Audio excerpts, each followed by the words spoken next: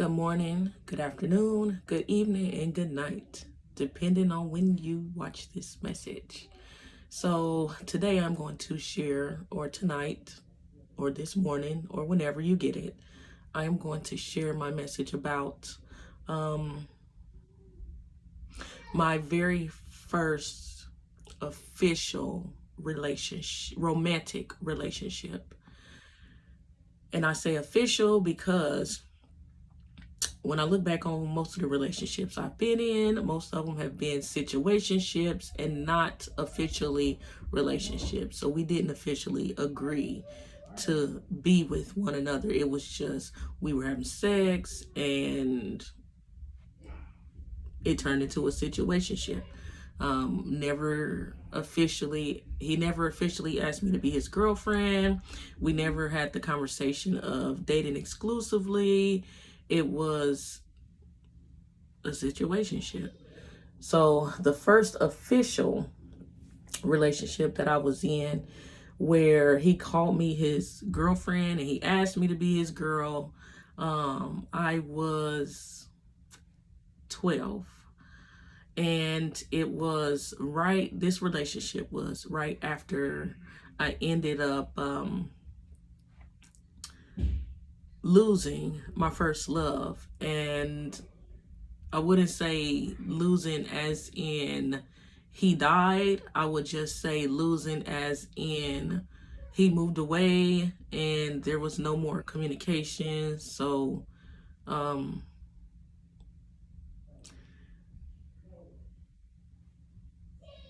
he left. So, and that really wasn't an official relationship. That was it was,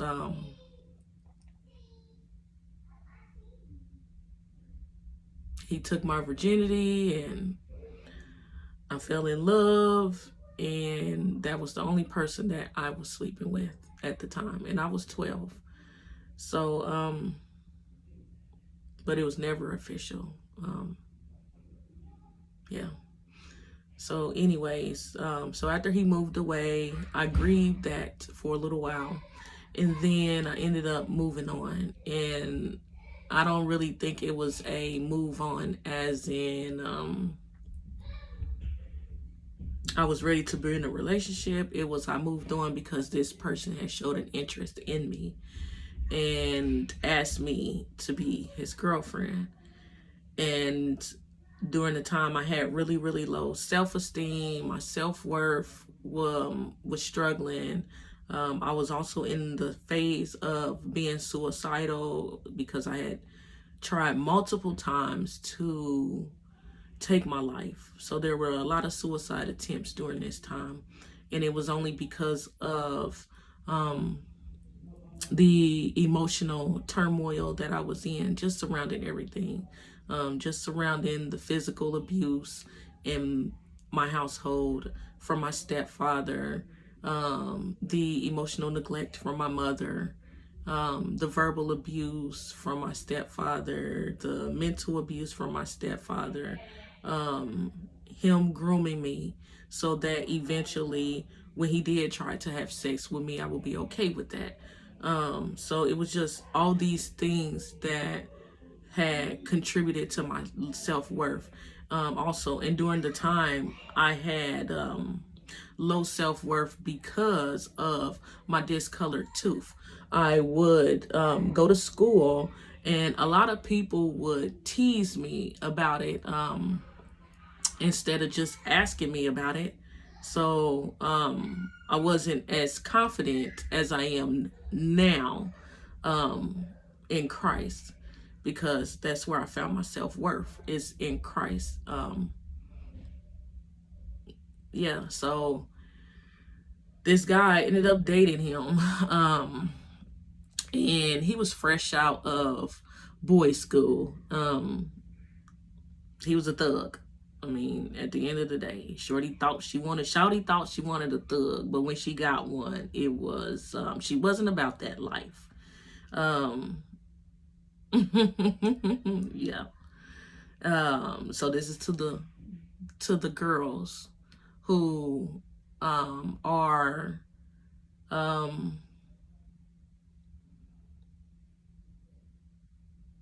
who are glamified, or to the girls who are attracted to the bad boy persona. I'm here to share my story about that. So there was this guy. I've always liked older men. He was 4 years older than me. And I ended up meeting him because I was walking down the street. And long story short, I met him. We ended up sleeping together. I ended up spending a lot of time with him at his house. And he asked me to be his girl. And I said, yeah. But when I said yes to that, it was more than just me being his girl. Me and him got together. He was verbally abusive, which turned into physical abuse, which turned into him turning me out to his friends and his family. I can remember just different times where I would be at the house and I would be somewhere in the house, like in a room by myself, and he would send in one of his cousins, or he will send in one of his friends to come in there to sleep with me. And I would just I would give in. And then it was a time where I didn't want to do it, and I would give in because I just assumed it'd make him happy, but really it didn't make him happy. So he was sending I can remember this time where he sent in one of his cousins, and I refused to sleep with one of his cousins. And in me refusing to sleep with one of his cousins, or his brother, so he would call him, I said no. And because I said no, he ended up telling his brother to physically abuse me. So I can remember saying no, I didn't want to sleep with him, which resulted in me being physically assaulted. Like, he was punching me, he was kicking me, he was just fighting me like I was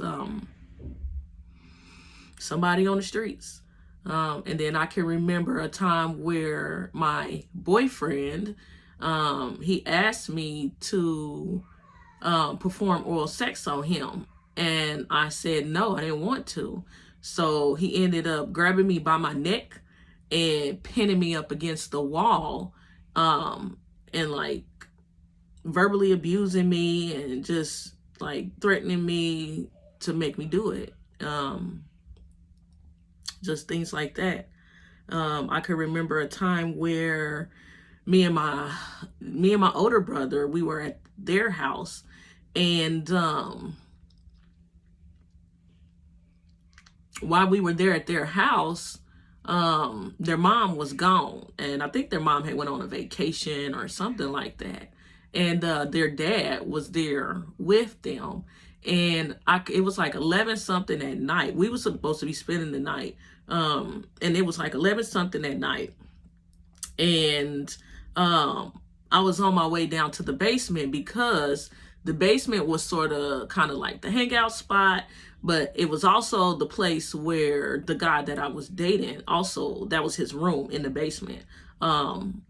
And we was down there. It was like a finished basement. It had like carpet and all that stuff in there. And I was on my way down there to the basement. And as I was going down to the basement, right on the landing, his dad was trying to sleep with me. Well, his dad made advances to me where he wanted to sleep with me. And when I told him no, he ended up putting me and my brother out. And it was like 11 something at night. So me and my brother ended up walking home. that night. And I never told nobody that that was the reason why we left. But in the morning time, when it got daylight, it was me and my brother ended up going back over there, just so that I could be with my boyfriend. And this house where we was at with my boyfriend, it was something. So it was like a place away from home where I used to go to, because, as I said before, there was a lot of dysfunction and chaos and turmoil in my household. And anytime that I was at home, I always had to be on guard. I had to always be ready to fight. I always had to walk on eggshells, because I didn't know what to expect when it came to my stepfather or my stepdad or my mom's ex-husband. I didn't know. I could say the wrong thing and he could just put his hands on me. I could do something that he didn't want me to do, and it was a problem. So I just didn't know. And I kind of like accepted things from people just so that I didn't have to go home. And plus, I would accept these things because I had already been conditioned growing up. I thought that because the guy that I was with put his hands on me, he loved me, because he was basically doing the same things to me as I saw my stepfather do to, or my stepdad, or my mom's husband do to her, and her stick around. But I also know and observe that my mother she wasn't happy. And my mom was only, I think my mom was only there at the time, was just, I don't know if she loved that man or not. But it was an unhealthy relationship, and my mom, she wasn't happy. And just the way that they interacted with each other, it wasn't a relationship where I admired. It wasn't a relationship where I could look at them and say, hey, when I grow older, I want that type of relationship. But because of generational curses and because of the things that we are conditioned to accept, I ended up in a relationship that modeled the relationship that my mom was in. But I didn't find that out till years later, talking to my mother, the type of person that she was married to. So, all this to say was that my first relationship wasn't a healthy relationship. It modeled the very exact relationship that was in the house that I grew up with. It modeled the exact same relationship that I saw my mother being in. So, that was the relationship. That is that was the beginning of many of domestic abuse relationships for me, and unhealthy relationships, toxic relationships, dysfunctional relationships, all because of my self-worth and me just wanting to be accepted, and me being a people pleaser and just wanting to be seen and wanting to be accepted.